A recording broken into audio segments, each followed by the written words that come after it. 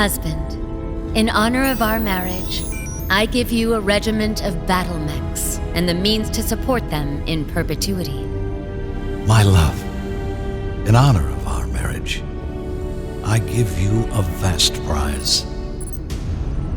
The Capellan Confederation.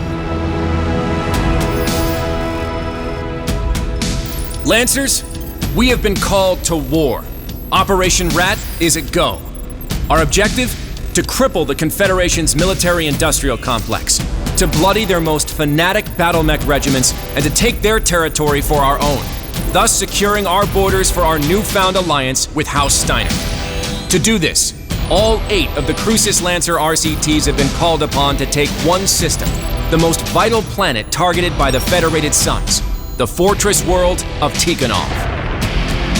Defended by numerous battle mech regiments, a vast network of man-made fortifications, and one of the most hardened planetary militias of the entire Inner Sphere. For over 600 years, Tikhonov has stood as an indomitable bastille, repelling all who dare to challenge its gauntlet of defenses. But the planet itself is a prize like no other. A fully self-sufficient world virtually untouched by the chaos of the succession wars. Heavily industrialized with an astronomical abundance of natural ore and mineral mining that fuels a booming planetary economy and acts as the foundation for Tikhonov's true prize, battle mech factories. Responsible for the manufacturing of large portions of the Capellan Confederation's heavy battle mech forces, and considered to be the lifeblood to the CCAF's war machine. Taking Tikhonov and its mech factories from the Confederation will rob them of one of their military's most vital resources and add it to our own. But the defenders of Tikhonov are among the most fanatical supporters of the Capellan state, many of them lifelong residents of the region. Expect them to fight with unparalleled levels of ferocity to defend their homeworld. First Prince Hans Davian has personally charged the Crucis Lancers with this mission: to break the unbreakable fortress world and claim its mech factories in the name of the Federated Suns. And as God is our witness, we will not misplace the faith that he has put into all of us. We will bend Tikhonov and any other Capellan world that stands in our way to our will.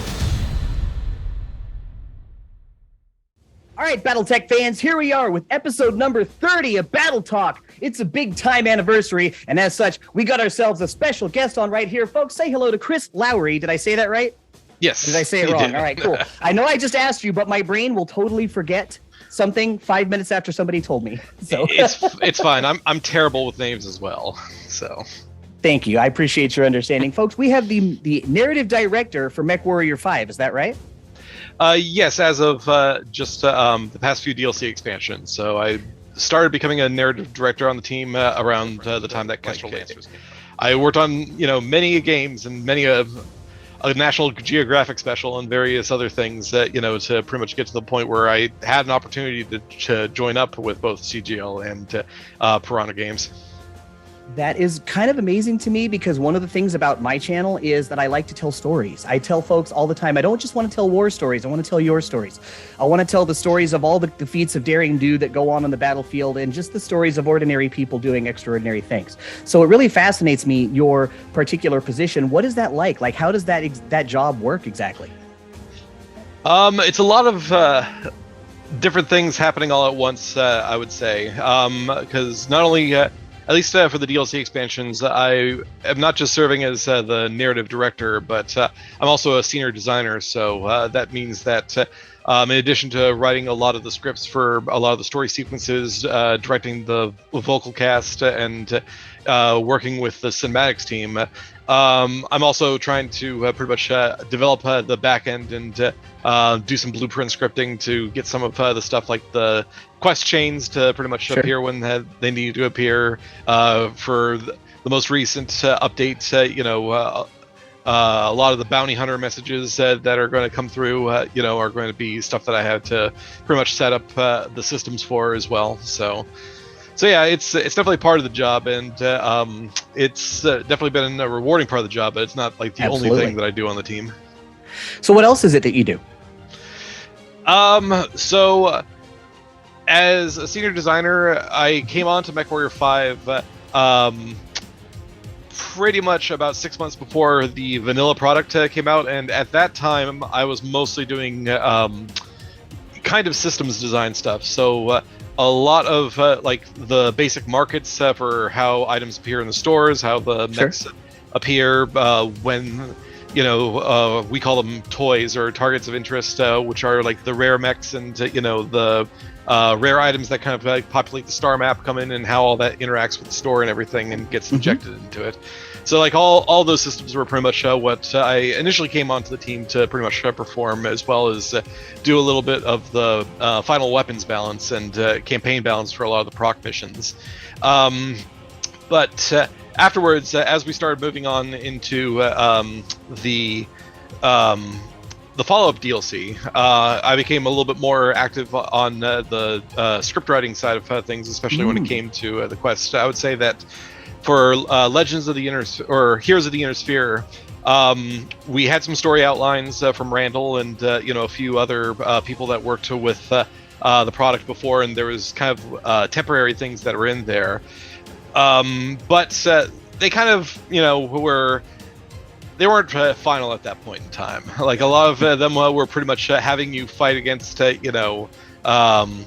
kind of corporate sponsors, like kind of things that we were not that adjacent to the lore. And so I basically was just like, okay, well, we got enough of this in like the base campaign, so let's try to inject some of the flavor from, all the different factions, especially since, we were kind of targeting the hero mechs that were supposed to be closely associated with certain factions, that were around at the time.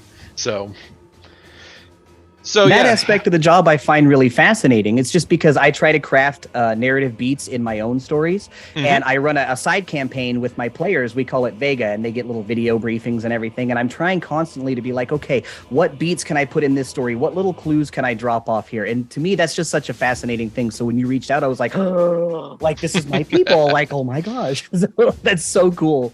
And I know she got some Japanese Battletech stuff in the background there. I am jelly. I am so envious. I had Battle Droids, so I'm good there. And I have one Grey Death book, but that is so cool. I'd love to just be able to show people what that stuff looks like on the inside. I've only seen pictures. I've never. Yeah, I put some images up on Twitter. A lot of the Japanese stuff has already been scanned in, and there's websites that kind of have good scans of everything that's in there. But every now and then there's a few bits that crop up from every now and then. I didn't even know that they did Tales of the Black Widow in that kind of Japanese style at one point, and it's got some cool illustrations in it, and I haven't been able to track those down. Yeah, got a collection. I've got lots of stuff off camera. I've got a huge... Oh man, the more I look, the cooler it gets. Oh, look at that UZO. The old Mechwarrior 4 display when I was in high school. Yes. My friend worked at a company called EBX, which eventually became Electronics Boutique, and they had the full display store until when they were going to break it down. I basically took it off their hands, and I've had it ever since. It's kind of faded out over the years, but yeah, I've got the posters from Virtual World. I saw that. Oh, I was so jelly. I was like, that is so cool. I got a bunch of posters. That's one I would just love to have.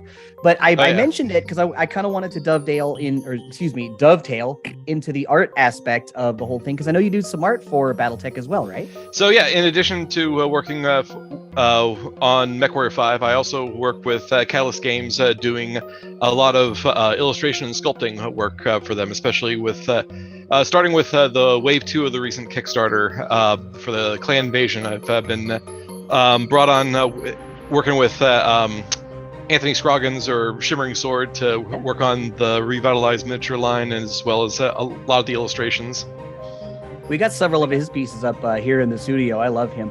And it's kind of interesting. I wanted to talk to you and see if I could maybe compare and contrast, because just recently I was at a event last year called Strategicon, where we had artist Jeff Lobenstein on the show, and he kind of gave us a little bit of a breakdown of what it was like to work for, old school FASA as an artist back in the day. So I was kind of wanting to take that story and then contrast it with your story and see, well, okay, I know what it was like then. What's it like today? Well, I think that my experience is probably a lot different than a lot of the other artists that are pretty much working with CGL today, mostly because when it comes to my day-to-day, my primary focus is on the Mechwarrior team. So working with Piranha Games is pretty much my full-time job, and really the only reason that I kind of got in touch with the CGL guys was because when COVID initially hit and everything shut down, it was around the time that a lot of the people on Anthony's miniature team started getting really burned out, and a lot of them kind of stepped away for Wave 2 after getting, all the favorites for like the Unseen and, the clan mechs together. So after working on, your Timberwolves and your Phoenix Hawks and, your Warhammers, it's really tough to basically say, do I really need to do a Kingfisher or, a Crockett? Sure. So we had a lot of, there was a lot of turnover at that time with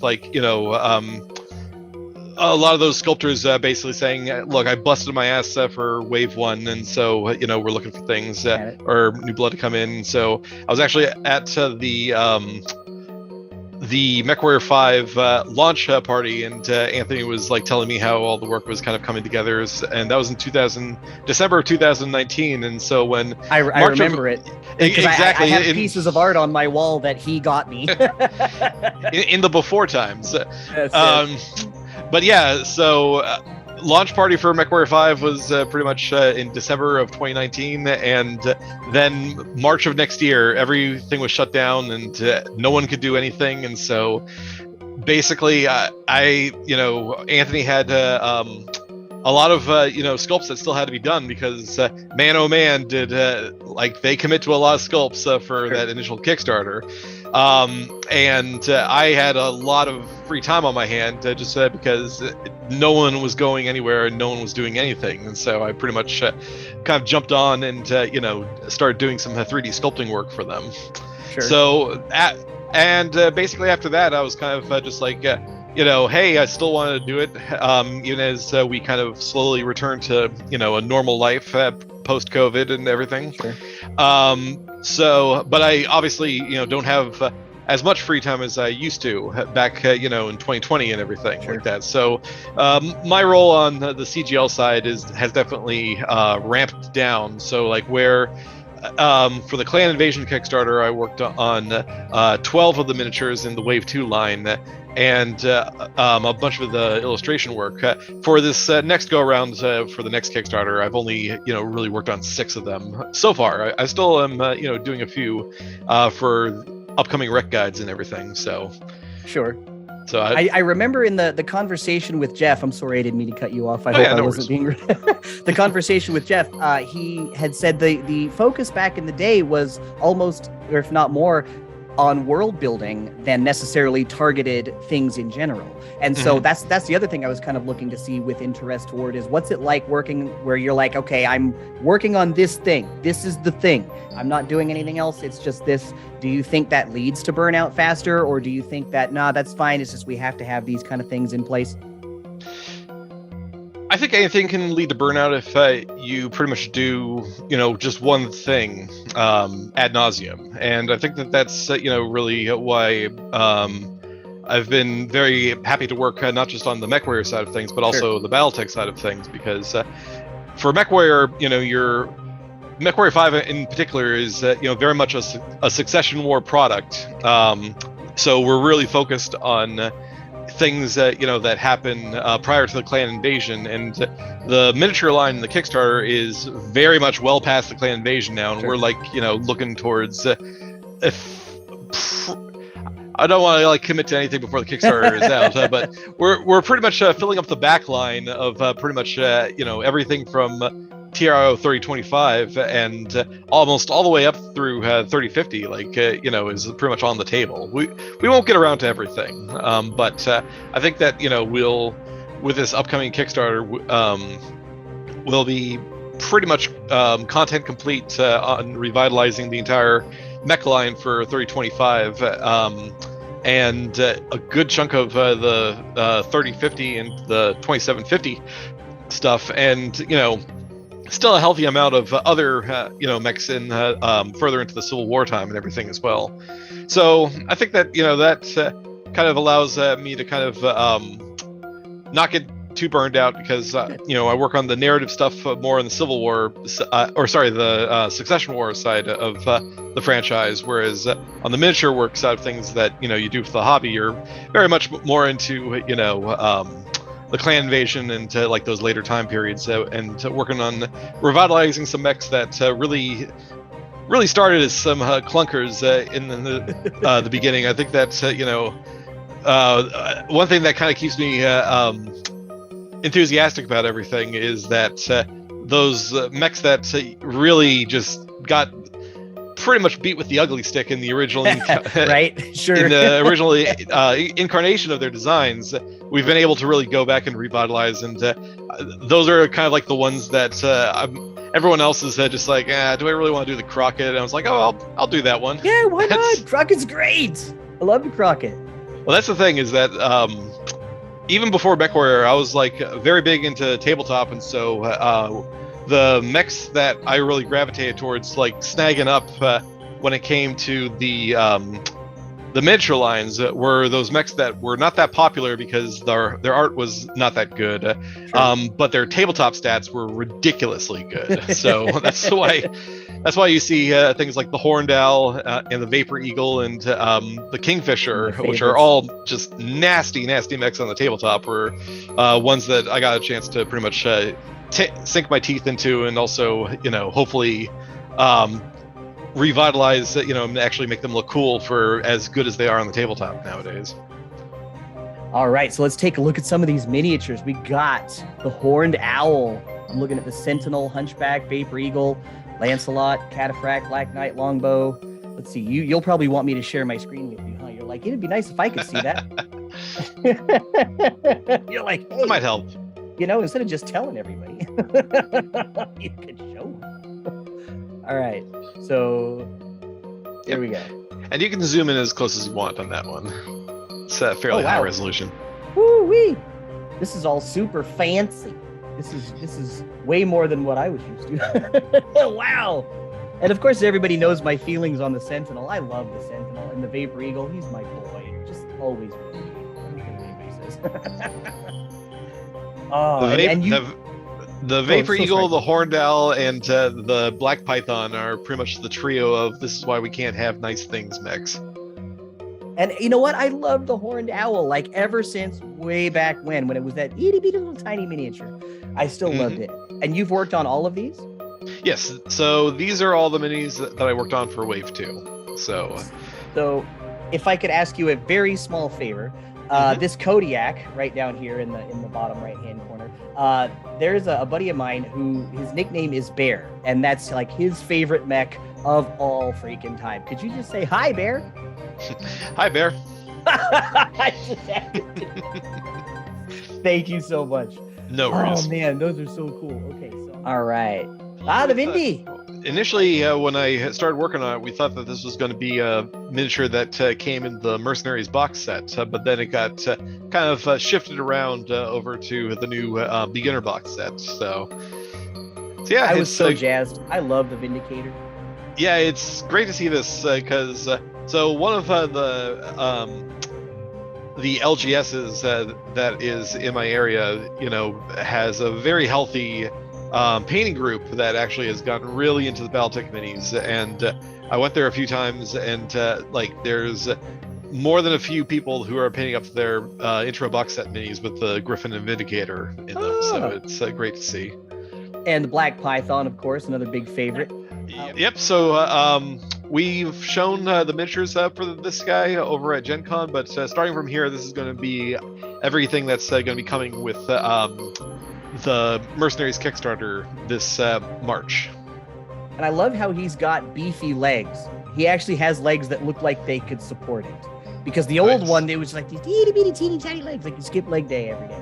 I know some of the camo specs artists have already gotten kind of prototypes of this one and have had a lot of fun putting some color schemes together. So I think you can actually go to camospecs.com and actually see kind of what it looks like all painted up now, because I know that they kind of jumped on this one once it became available to them. Let's talk about this Jaeger.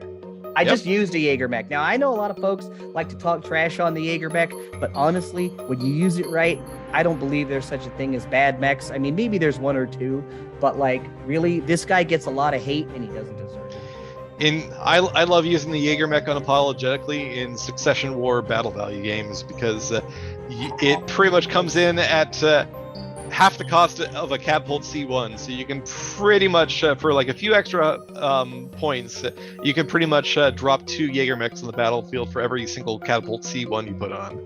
Or, I mean, you can get a really elite gunner in there and just park him in the back of the map. And that's what I told the players to do the last time we used one of these. I was like, I've given you a 1 gunner. Now stick him in the back. Oh yeah, no, it's over my shoulder. It's got tissue paper for armor. So it's definitely a liability if you get it out of position. But for in battle value games, and especially in Succession War battle value games, where you don't have people who can just run across the entire map, it has its place. And I am not among the crew. I'm gonna pull this Jenner 2C up while I'm talking. That is so cool. I am not of that crew that hates AC2s. I think that they're just fine, depending, of course, upon what you have them on. But I don't hate them. Yeah, I only have one Jenner 2C, and it's from the old Unseen Miniatures, and it's being held together by Spit and Wishes. So I just go, don't touch it. Just be very ginger with it when you use it. No. See if I can. All right, it's continuing to rotate. Yeah, I do this at home for certain miniatures to put on the show. So yeah, I respect that. But when it came to Mechwarrior 2 Mercenaries, when you had to work with all those Succession War mechs, I fell in love with the original Jenner at that point in time because it was such like an it pretty much was such an upgrade from the Commando that you start that game with. So I just remember. Oh, for sure. I just wanted to pull this Kingfisher up real fast. The Kingfisher was one of those ones that I actually requested to do for the Wave 2 stuff because like almost everyone who was working on the Wave 2 was just like, really, why did this one get picked over other ones? I was like, because it's a freaking ridiculously good mech to play on tabletop.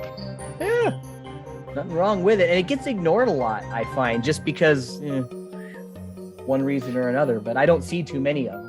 It's not as flashy as the other clan mechs because it doesn't have as many weapons because it's got the standard engine. But that standard engine and that clan large pulse laser in the center torso just makes the thing like a true zombie that can still pump out so much damage a turn. It's ridiculous. So you've done a lot of work for the new miniatures that are coming out for the new Kickstarter, right? So let's talk a little bit about that stuff. What do we got going on? What can we look forward to? What's all the goodies? Like, what's the straight dough? So as the team announced at Gen Con, the Mercenaries Kickstarter box is going to be coming and introducing vehicle mechanics for those who are kind of new to the Battletech game and have really just collected the starter set, a game of armored combat, the clan invasion, and this will pretty much be the next expansion past that, where it will flesh out the rules and bring vehicles into the mix, including infantry carriers as well. So the box set's pretty much going to come with a range of new inner sphere mechs to kind of go along with the mercenary theme, and a set of vehicles as well. And I'm actually super pumped to see the vehicles. It's a mechanic I find a lot of folks just aren't super up on.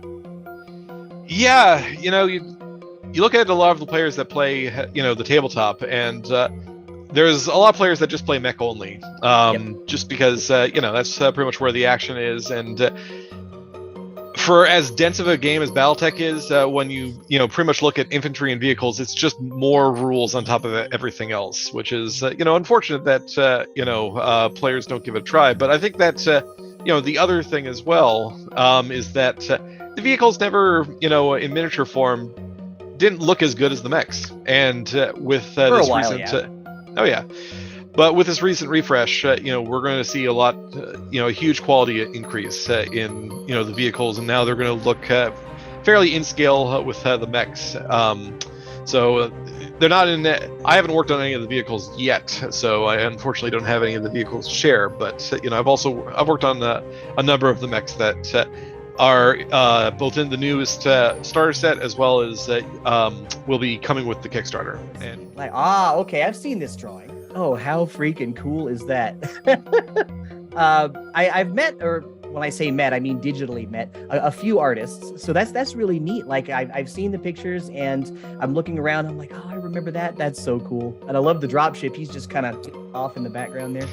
Yeah, this is a fun one to do. A little bit of flavor. I like stuff like that, where instead of just, okay, here's a mech, because that was what as God love them, I have nothing wrong with them, nothing against them. But those old, like, technical readouts from the 50s, they just had the mech standing there like this. That's it. But these other ones have them in these action-y poses, and I'm just like, show them doing something, you know? Yeah, looking good. I love this guy in Mechwarrior too. I don't care what anybody says. I'm so sorry. I don't mean to keep talking over you. I promise. I'm not doing it on purpose. This was a very fun illustration for me to kind of put together, since 3055 came out, when I was a kid. So those old Victor Music Industries illustrations that they did for the book were, some of those things that you just poured over as a kid and loved. So it's great to kind of do an homage to like that original illustration of the Jenner 2C. Those were some of the ones that as kids we always just dreamed of having, because they, the Phoenix Hawk with his hand out like that or whatever. That was so cool. Right. The Phoenix Hawk and the Griffin and the Shadow Hawk with like no visible weapons whatsoever. So. Yep, exactly. Oh, okay. I have to put this Kodiak up on the screen. This Kodiak is cool to not show, because I don't know if I've seen this drawing yet. So this one. Well, so this one was in one of the rec guides, but it ended up being like a very, very tiny illustration. So I know that I put up this version of the image that you got right here on Twitter, just to give players a taste of what the full-size illustration looks like. But I'm not sure if it got around all too much, since my Twitter reach is not as far as like some of those more popular Battletech people. What I gotta know from this drawing alone, is this a homage to the Mechwarrior 2 Ghost Bear Legacy intro? Oh, you know it. Yes, all right. I saw the vulture, and then I'm like, Snow, wait a minute. And I was like Leonardo DiCaprio in that meme. The only difference is this is just a standard Kodiak and not the Kodiak 2 with the jump jets. So right, not exactly like the Mechwarrior 2 opening, but it was very much inspired by that. That looks classic, like just classic Robotech. And you painted that again? This is all you? Oh, yeah. Fantastic. Wow. Yep. Quite jealous of your skills with light. Here he is. I'm sure my light is not that great, so. Hey, in the flesh, so to speak. Yeah, that one's on my shelf back there. Yeah, right there. That guy. Yeah, the crest was a lot of fun to do, just because that was, based on the crest on the, I think it's the Longinus battle armor that's in the Field Manual Free World Leagues. So it was fun to kind of put this one together. I'm so jelly of your skills at being able to get those like orangish or rust-looking outlines around the shins here, and within those little bits of yellow. Oh, so cool. That's actually the easy part. So really? The crest was the hardest part, because that's all pretty much hand painted there. I've tried to do things like that, and this Griffin, and I just, for whatever reason, the skill still eludes me, and I'm not entirely sure why. But this Griffin, was this Steiner Griffin? Yep. Lyron Guards. This one is pretty much my original third ed plastic Griffin. Yeah. So yeah. That's one of the things that drew me to it. Oh yes. This is one of the very first, few sets of miniatures that I was ever playing with as a kid, and so I painted mine up to be like Fang of the Sun Dugrum, the old Soltic. Now, what is this guy? This is the Exterminator. It looks like, with the null signature system, if I have that information correct. Yeah. So this is actually.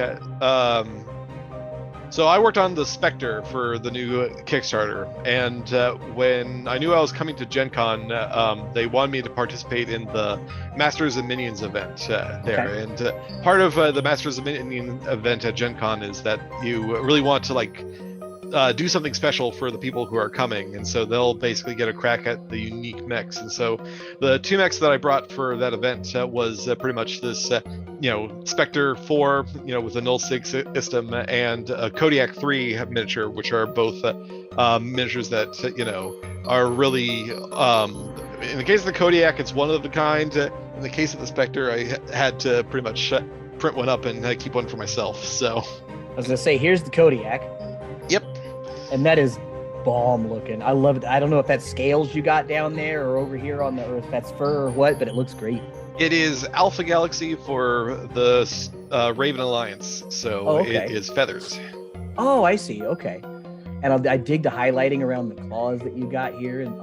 And what are these, like just 2 AC 20s? 2 LBX 20s. 2 LB20. Oh, wow. Yep.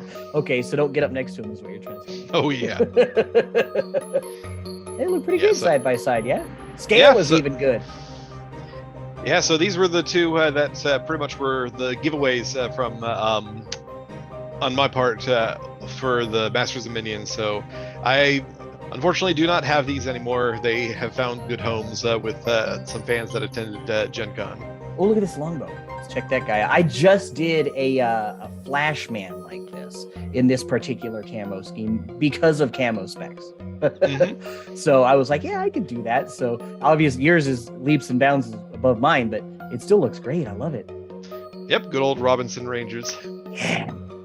See, we just had a campaign where we were doing some Robinson Rangers, and I'd started painting a bunch of them, but you know how that goes. Oh yeah. I started, and well, yeah, that's kind of where that. Oh man, I've got so many like on my desk for like this is the Jenner 2C and the what is it? Where's that? Yeah, like the Jenner 2C and the Black Python are still on my desk, unassembled or like unfinished at this point. So I know the feeling. I saw the Thunderbolt, and immediately, my attention was there. Tell me about this guy. So that guy was part of a set that I did for this was my first Game of Armored Combat Lance. So this is like half of the Game of Armored Combat box. And just happy coincidence that the Game of Armored Combat box came with the full Phoenix Lance from Mechwarrior Online. That kind of reintroduced these into the Mechwarrior franchise. So I decided, it was fitting for me to pretty much put the Mechwarrior Online Phoenix colors onto these guys. I was to say, I love it. The lines are so clean, and I love the highlighting there, the gray highlighting. Yep. So yeah, that looks so fun. I still need to do the Griffin and the Wolverine in that scheme because I know that we did a pass on those for the MWO stuff. But yeah, those just came with the Armored Combat box set, so felt like it was the most appropriate way for me to pretty much paint them up. So what do we got here coming up out of the hex? Oh, so that was just a fun little hand sculpted job that I did. For those who play Mechwarrior Online, they probably recognize those plants from Canyon Network, which is one of the core maps that got released with the game. So pretty much based them up like the MWO Phoenix pack and pretty much based them as if they were part of the Canyon Network map. I was just looking at it, and all I was thinking was Tremors. Yep. The movie Tremors. But I love this locust too, because this red is so bright here. I'm geeking out because I'm a paint nerd too, but I just don't get the opportunity to do it as much. But oh man, look at it, how bright this red is. I just love how it pops. All right. And then we got, let's see.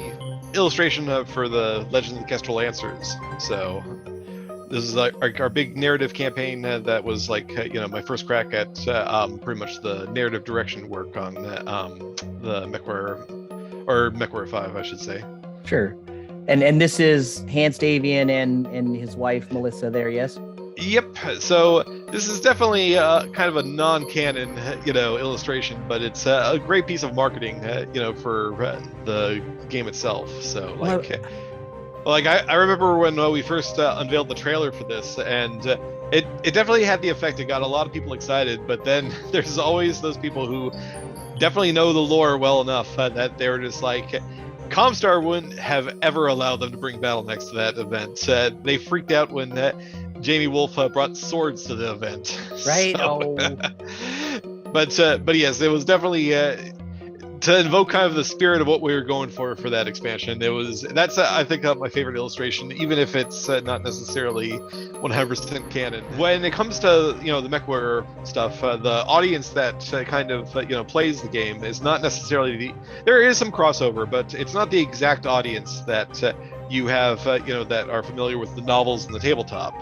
Sure. So for us, when it comes to marketing the product, we really need to kind of create pieces that kind of invokes the spirit of what you're going to pretty much get pick up when you purchase this piece of content. And so because that entire content revolves around the wedding of Hans and Melissa and the consequences that come from that, it pretty much was why when it came to the marketing, that was very high on the list of the things to kind of get on there to invoke exactly what that piece of DLC was supposed to be about. I've been having a lot of fun doing the narrative direction in this particular era, because I think that so my favorite era is probably the clan invasion, only because when I was a kid growing up, that was the era that was coming out at the same time that I was really into it. So there's definitely much more of kind of an emotional attachment to that era and the products that are around that era. But but when it comes to diving into the fiction and everything like that, I would say that the kind of pre-Fourth Succession War kind of field manual books, I think did a really good job of kind of keeping everyone on an even keel. Sure. In hindsight, with the Stackpole books and with all of the various media that's very Davian and Lyran centric, it's easy to kind of pick favorites and say who the bad guys are. But for Mechwarrior 5 and diving into the very, very old books like the Fourth Succession war atlases, the original field manuals for all the house books and stuff like that, you really got a sense that everyone was kind of in the same state of mutually assured destruction. Sure. And it goes to show just how important for the product the Fourth Succession War event happened, because it was kind of the first big event in the IP that really broke the stalemate that was initially established in the initial setting. Sure. But I also think that past that, media around the clan invasion era tends to then gravitate towards Federated Commonwealth and Cretan stories, just because they're on Sure. the border. But that's also why it's really fun to kind of go back and tell some of these stories, especially for the rise of Rasalhague. For the most part, most people don't really know that much about this event.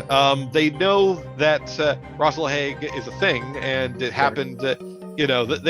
They understand the Cretan side of the story, mostly because the Heir to the Dragon book pretty much covers why Theodore and Comstar broke that section away, and why it made sense for Krita to really support that secession.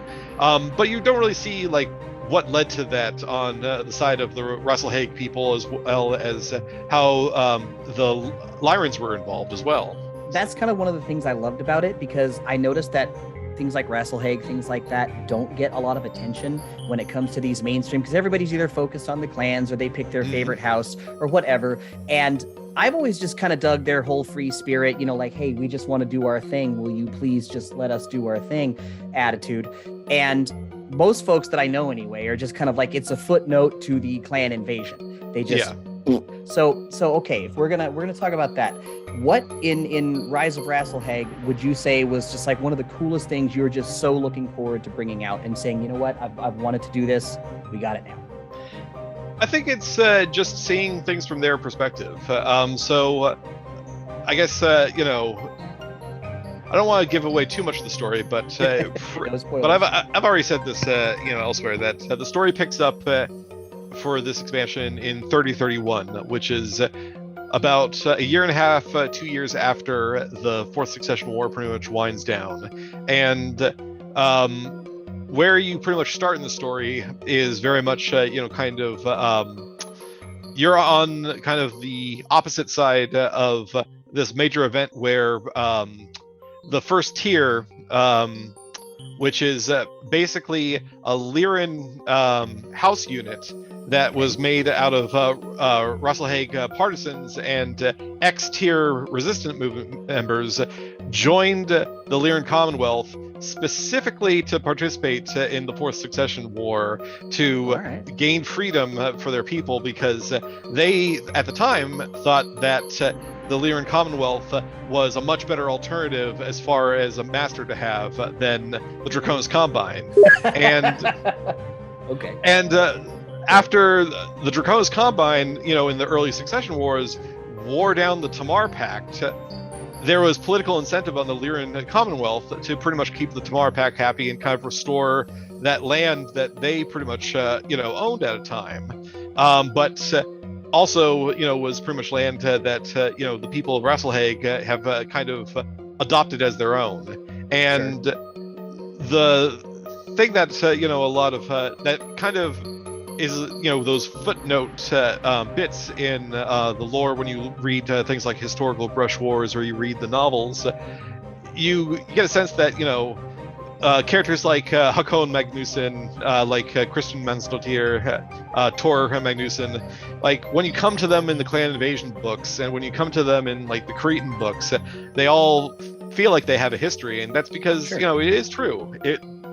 Fossa did write extensively about these characters, but they weren't written about all that much in the novels. They're mostly written about in things like the war atlases and the house books that not many people, I think, read all that much. So it's going to be, it was a lot of fun to pretty much dive into the history, of not just those characters, but also the region, and really kind of bring to the forefront a lot of the story that, you might know from the side of House Karita and from the Stackpole books after they gained their independence, but you might not necessarily know, what happened to kind of get them to that point. There is a little bit of backstory. So when we came to crafting this particular story, we did design it as kind of a follow-up to Legends of the Kestrel Lancers. So because the Fourth Succession War is integral to kind of the story of Rasalhague itself, and because you as a character, if you already picked up the Kestrel Lancers expansion, already kind of experienced the Fourth Succession War, this is a story that really kind of picks up after that Kestrel Lancers expansion and starts to dive into the ramifications of the war from Operation Gutadamarung on the Lyran side, and also how it pretty much affects the members of the first tier, Lyran, Battlemech Brigade.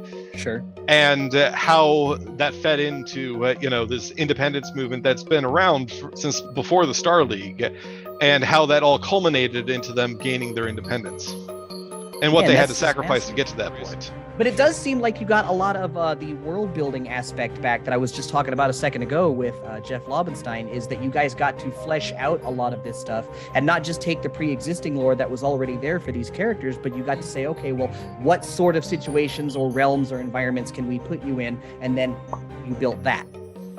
Yep, and that's definitely been a push of the DLC expansion. So as Russ has kind of said on other podcasts, the base Mechwarrior 5 game was very much built out to be an homage to the original Mechwarrior game. So very much an open world sandbox where everything was kind of crafted to kind of be intercut, and kind of you can fit it in whenever you want to, because you can't tell when the player is going to experience those things. Like the Federated Commonwealth could have already formed, and if they have like a story that's about like the oncoming invasion, it doesn't necessarily make sense to have it like that. So when it came to the base game, a lot of the story was really built with that kind of sandbox mentality in mind. But as much as people like kind of the open sandbox, a portion of the people were really drawn to the universe and kind of those big lore events.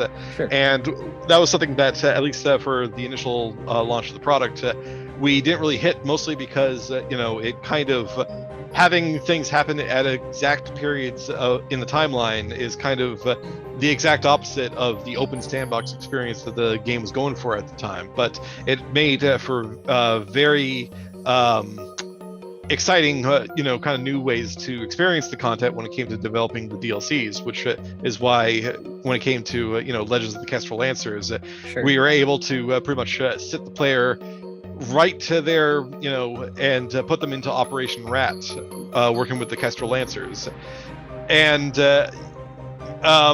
I would say that we didn't necessarily at least for Kestrel Lancers, we didn't really craft that much in the story, mostly because thanks to the fourth succession war atlases and just how much FOSSA already documented it was kind of rigid, and so at that point we're really just kind of throwing players into the mix. So but Rise of Rasalhague is pretty much going to be very much something that we kind of had more agency in crafting, because you said, those are areas of the fiction that we know kind of the beginning and end, but the middle is kind of a bunch of bullet points in a few historical books, and basically says this is what happens there, but that doesn't necessarily give you the whole picture of everything that went on. And so it's been fun to kind of go through that and flesh those things out. And that leaves a lot of room for a lot of other big battles too, like Luthien or Operation Bulldog, Tukey. You guys got any plans for anything like that? Well, for Mechwarrior 5, we're pretty much probably going to keep to the Succession Wars, mostly because at this point I'm in the game's lifespan. It's very much 3 years after the launch of the game, and so we have to be considerate of how much actual content we can fit with each DLC expansion. But obviously, just like with Rise of Rasalhague being a kind of expansion of Kestrel Lancers, we would love to see that flesh out more, but that's all going to kind of come down to how well it performs when it comes to sales, and how excited the reception is for what we're actually able to get out with the budget that we had. All right. I'm not going to take up too much more of everybody's time. It's the main event time, folks. You had some cool news about some Mechwarrior 5 stuff, some juicy little tidbits you wanted to drop. Is that right? Yes. So my body is ready. At the time of recording this, we are now only a few hours since the release of the Rise of Rasalhague DLC expansion's launch trailer that pretty much launched a week ahead of time, and we've kind of opened it up to everyone to kind of tease what's going to be coming with the campaign. All right, in 3, 2. I dedicated my life to fighting for the freedom of our people. But the great house's disdain for our people is endless.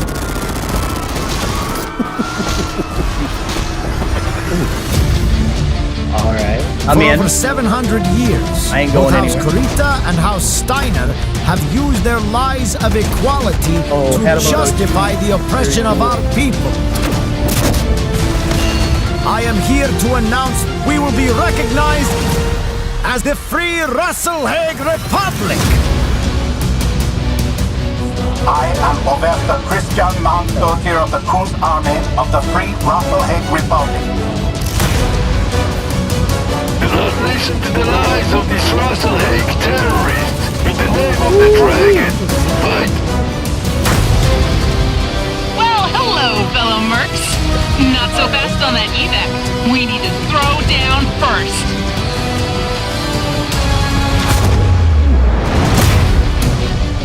Basic. All right. No survivors. No one knows our involvement in this. I'm in. Targets are attempting to raise an alarm. Destroy them, quick!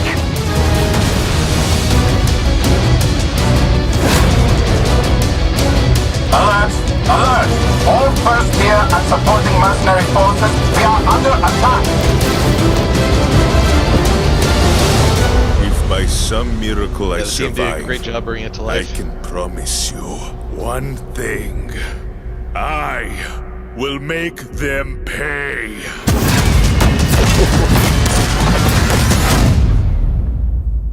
Very cool. I would say I'm sufficiently dazzled. Thank you so much Excellent. for sharing that. That is what we like to hear. Guys, thank you so much for coming on the show. This has been wonderful. It's been great to just geek out about painting, writing, stories. Man, this has been so fun. Thank you. No worries. Thanks for having me on, Tuck.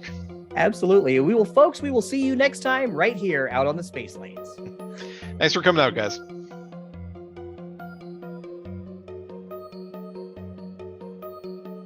Be sure to smash our like button and subscribe to our channel. Crowdfunding is when lots of people give you small amounts of money to help your passion project come to life.